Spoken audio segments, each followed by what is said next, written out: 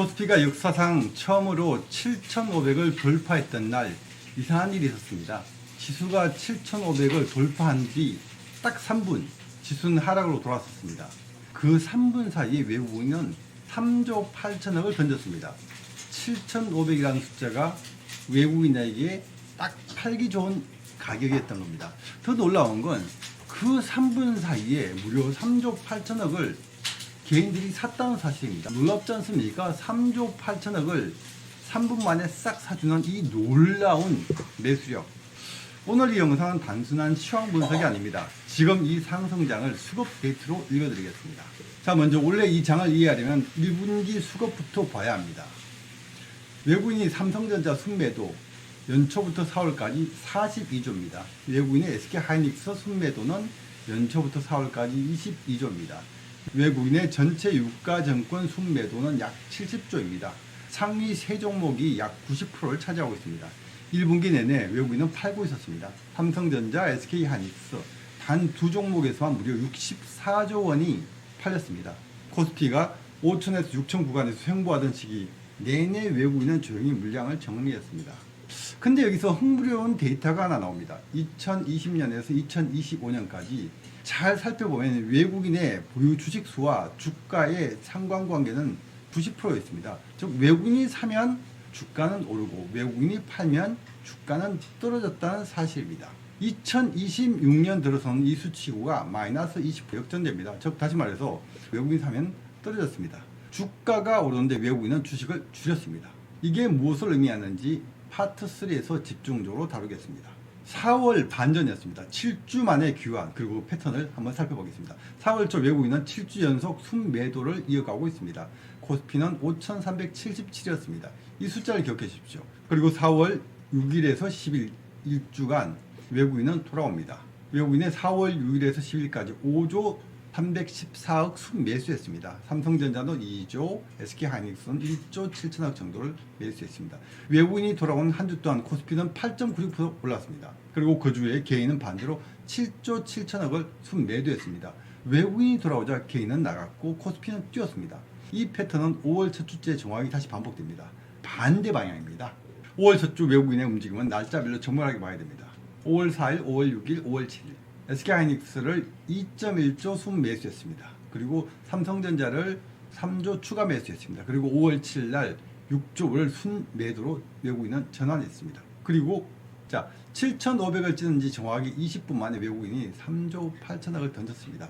전날 3조를 사들인 세력이 하루 만에 방향을 완전히 바꾼 겁니다.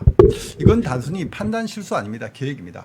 자, 외국인이 사고 파는 방식을 한번 살펴보겠습니다. 수급 구조를 읽어야 합니다. 외국인 투자자를 하나의 덩어리로 보면 본질이 흐려집니다. 데이터는 이렇게 말합니다. ETF 등 패시브 펀드 꾸준히 비용을 늘렸습니다. 지수 추종이기 때문에 주가가 오르면 편입 비중이 자동으로 늘어납니다.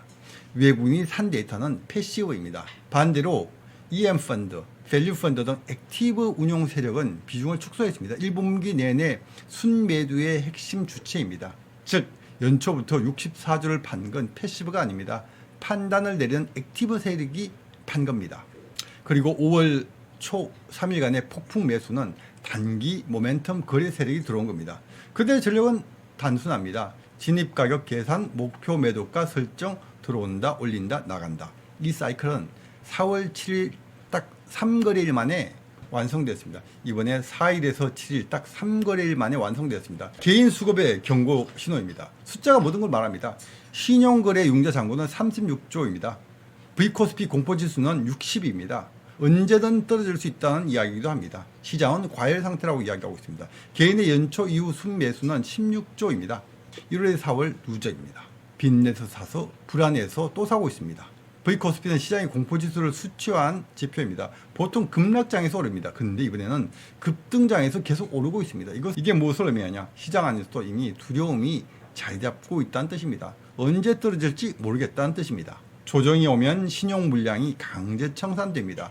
그 물량이 시장에 쏟아지면 속도는 더 빨라집니다. 이건 시나리오가 아닙니다. 역사적으로 반복된 메커니즘입니다.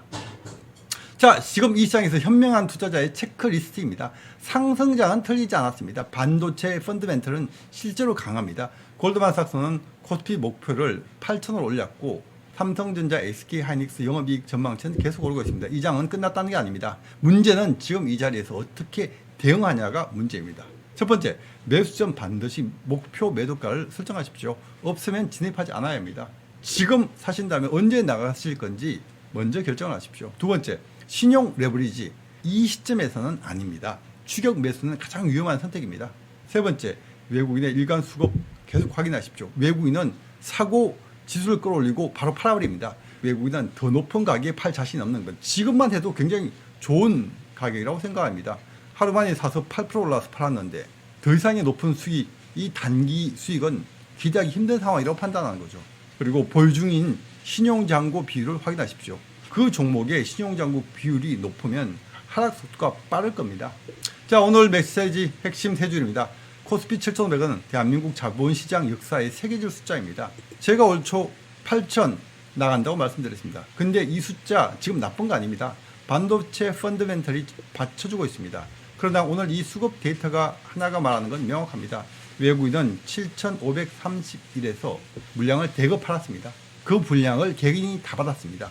외국인이 던진 물량 개인이 받았습니다. 개인은 누구한테 팔아야 되죠? 누가 그 수많은 물량을 다 받아줄까요? 불장에서 돈을 잃은 건 항상 제일 늦게 들어온 사람이었습니다. 역사적으로 한 번도 틀린 적이 없었습니다.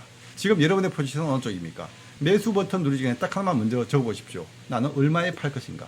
이 답이 없다면 이 장에서 당신은 외국인의 엑시트 대상입니다. 다음 영상은 외국인의 변화된 직접적인 하락 신호에 대해서 설명드리겠습니다. 다음 영상 놓치지 말고 꼭 확인하시기 바랍니다.